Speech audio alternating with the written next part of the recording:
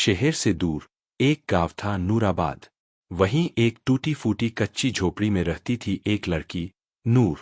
उसकी आंखों में मासूमियत और चेहरे पर ईमान की चमक थी, लेकिन हालात ने उसके होठों से मुस्कान छीन ली थी।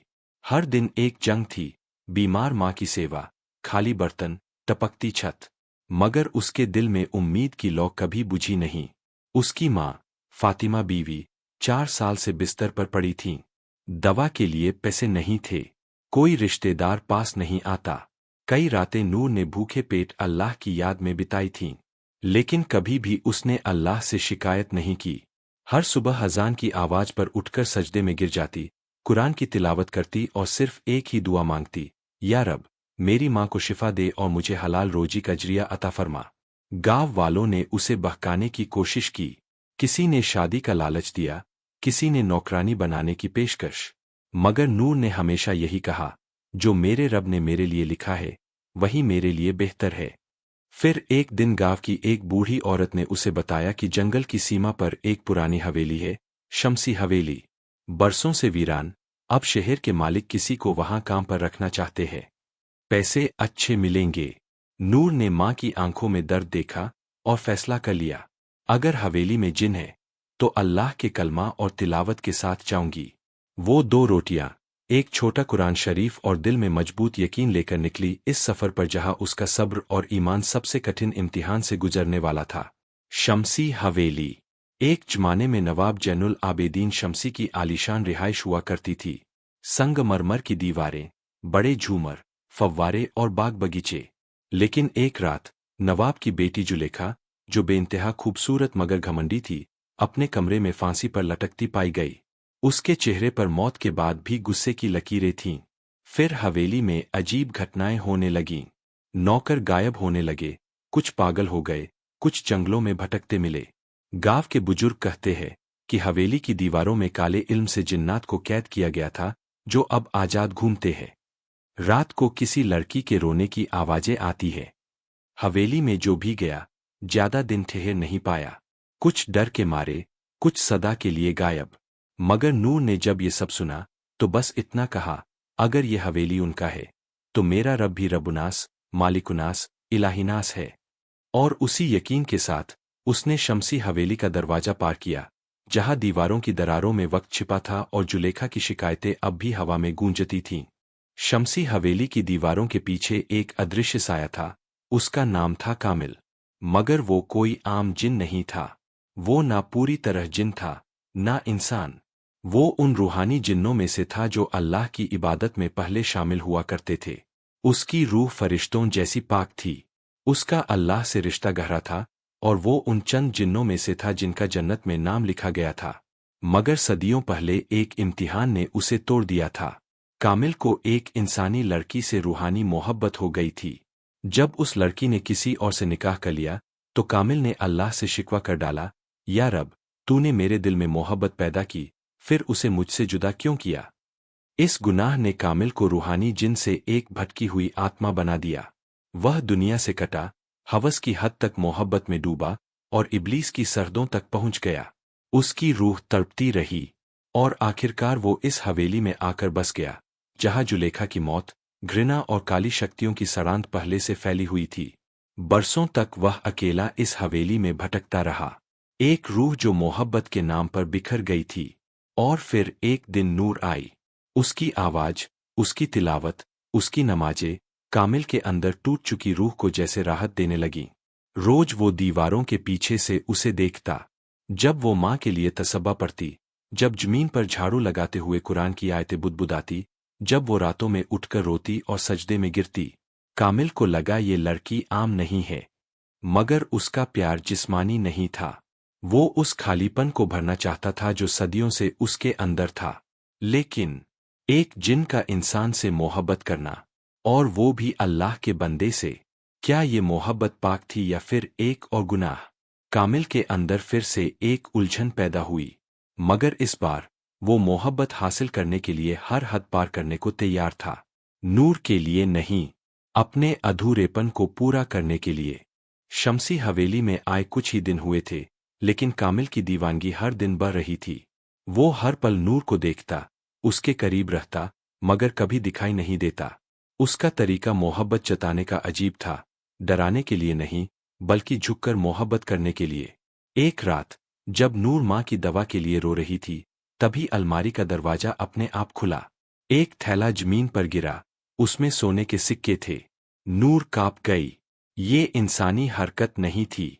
डर के मारे उसने कुरान की तिलावत शुरू कर दी, मगर सिक्के वहीं रहे। उसी रात उसने एक आवाज अपने ख्वाब में सुनी, ये तेरे लिए है नूर, बस तेरा हाँ चाहिए। तेरी माँ और तू कभी मुसीबत में नहीं रहोगी। नूर की आंख खुली और वो सजदे में गिर पड़ी। या रब, जो सब्र और खुददारी तूने मुझे दिए, वही काफी है। मुझे तेरी हिफाजत चाहिए, किसी जिन का एहसान नहीं। अगले दिन हवेली की दीवारों से अजीब सी महक आने लगी। बिस्तर पर रेशमी चादरें, मेज पर गुलाब के फूल और माँ की दवाइयाँ, सब खुद ब खुद आने लगे।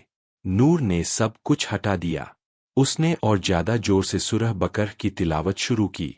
अगर ये किसी छुपी हुई मखलूक का काम है, तो सुन ले, मैं सिर्फ अल्लाह की बंदी हूँ, किसी और की नहीं।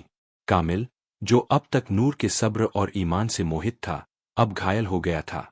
पहली बार किसी इंसान ने उसकी मोहब्बत को ठुकराया था, मगर वजह खुददारी और अल्लाह से जुड़ा भरोसा था।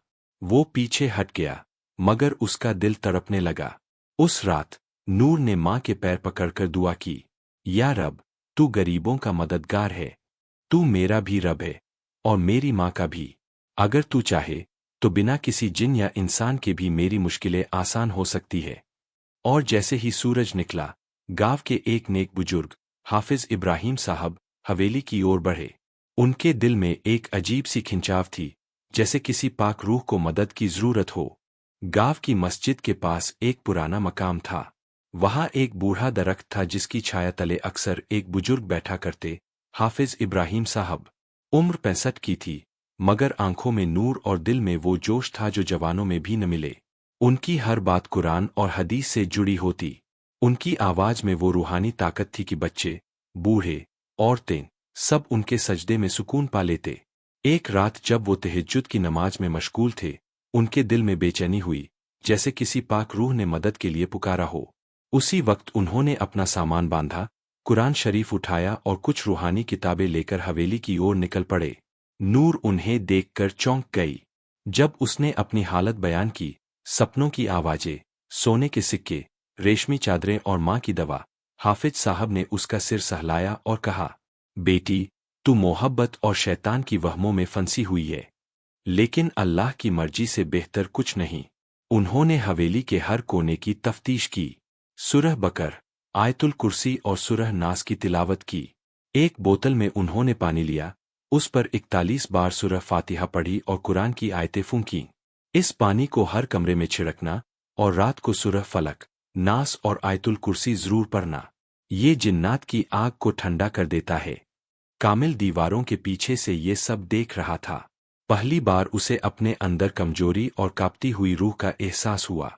उसके लिए हाफिज कोई आम इंसान नहीं था, बल्कि एक रूहानी मुजाहिद, जो सिर्फ लफ्जों से नहीं, बल्कि कलामुल्लाह की रोशनी से लड़ रहा था। अब नूर सिर्फ जिन की निगरानी में नहीं थी, बल्कि उस रोशनी की भी हिफाजत में आ चुकी थी, जो गुमराही से बचाने आई थी।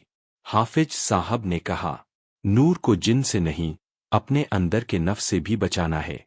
मोहब्बत की आग तब ही रोशनी बनती है, जब उसमें अल्लाह की रजा शामिल हो। अब हवेली में दो ताकतें आमने सामने थीं। एक तरफ कामिल का गहराता हुआ इश्क, दूसरी तरफ हाफिज इब्राहिम की तिलावत और नूर का ईमान।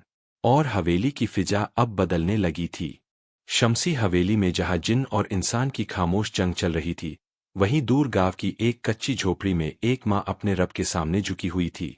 फातिमा बीवी, नूर की माँ, अब भी बिस्तर पर थीं, मगर उसकी रूह हर रोज तड़पती थी। अपनी बेटी की इज्जत, उसके ईमान और उसकी तन्हा जिंदगी की फिक्र में उसका दिल जलता था। जब से नूर हवेली गई थी, फातिमा ने अपना खाना कम कर दिया था, मगर सजदे ज्यादा कर दिए थे। हर रात वो अल्लाह से रो रो कर कहती, या रबी, तू जानता है मेरी बेटी कहाँ है। तू गवाह है उसके सब्र का, उसके दिल की सच्चाई का। अगर उसे किसी जिन, किसी इंसान या किसी शैतानी ताकत से बचाने के लिए मेरी जिंदगी लेनी हो, तो ले ले, मगर उसे महफूज रख। उस रात हवेली में नूर कुरान पढ़ रही थी। कामिल दीवार के कोने से उसे देख रहा था। तभी उसे एक अजीब सी रूहानी हलचल महसूस हुई, जैसे कोई अनजानी रोशनी हवेली में दाखिल हो गई हो। कामिल पीछे हट गया। पहली बार उसे घुटन महसूस हुई। उसी वक्त गांव की झोपड़ी में फातिमा बीवी सजदे में थीं। उनकी आंखों से बहता हुआ हर आंसू उस हवेली की दीवारों से टकरा रहा था। और तब आसमानों में एक दुआ कबूल हुई। कहते हैं, माँ की सच्चे दिल से की गई दुआ तकदीर भी बदल सकती है। कामिल को उस रात एहसास हुआ, नूर अकेली नहीं थी। उसके साथ एक माँ की रूह थी, जो अल्लाह की रहमत से जुड़ी थी। अगली सुबह नूर ने हवेली की खिड़की से झांका। एक सफेद रोशनी दूर से दिखाई दी। उसके दिल में एक सुकून सा आया। मेरी माँ ने जरूर दुआ की होगी, और अल्लाह ने सुनी भी होगी। उसने एक आयत दोहराई, फजकुरुनी अजकुरकुम, तुम मुझे याद करो, मैं तुम्हें याद करूंगा। नूर की बार बार की इनकार, उसकी तवक्कल और अल्लाह के नाम की पनाह ने अब कामिल के दिल को दर्द में बदल दिया था। पहले उसे नूर की मौजूदगी सुकून देती थी, अब उसके हर अल्फाज, हर इनकार में उसे तौहीन महसूस होने लगी। मैंने उसे राहत दी, दौलत दी, माँ की सेहत दी, और उसने मुझे ठुकरा दिया, सिर्फ इसलिए कि मैं जिन हूं। अब उसका इश्क धीरे धीरे जुनून बन रहा था, एक आग जो अब उसकी रूह को जला रही थी। शमसी हवेली की हवाएं अब बोझिल हो चली थीं। कामिल का जुनून हर हद पार कर चुका था। नूर के हर सजदे में उसे अपनी तौहीन दिखती थी, और हर आयत की गूंज उसे अंदर से तोड़ रही थी। मैंने सब कुछ दिया, और उसने मुझे सिर्फ एक जिन समझकर ठुकरा दिया। अब वो उसकी आवाज नहीं सुनता था, उसकी तिलावत से तसल्ली नहीं मिलती थी, बल्कि जलन होती थी। एक रात जब नूर तहज्जुद की नमाज में थी, कामिल पहली बार हवेली के कमरे में सामने आया। एक रूहानी धुना जलते हुए नीले नूर में लिपटा। उसकी आंखों में दर्द और गुस्सा था। नूर कापी नहीं। उसने सिर्फ कहा, अगर तू जिन है तो मैं अल्लाह की बंदी हूं, और मेरी हिफाजत मेरे रब के हाथों में है। उसने आयतुल कुर्सी पढ़ना शुरू किया। कामिल चीख पड़ा। हवा में कंपन होने लगा। हवेली की दीवारें गूंज उठीं।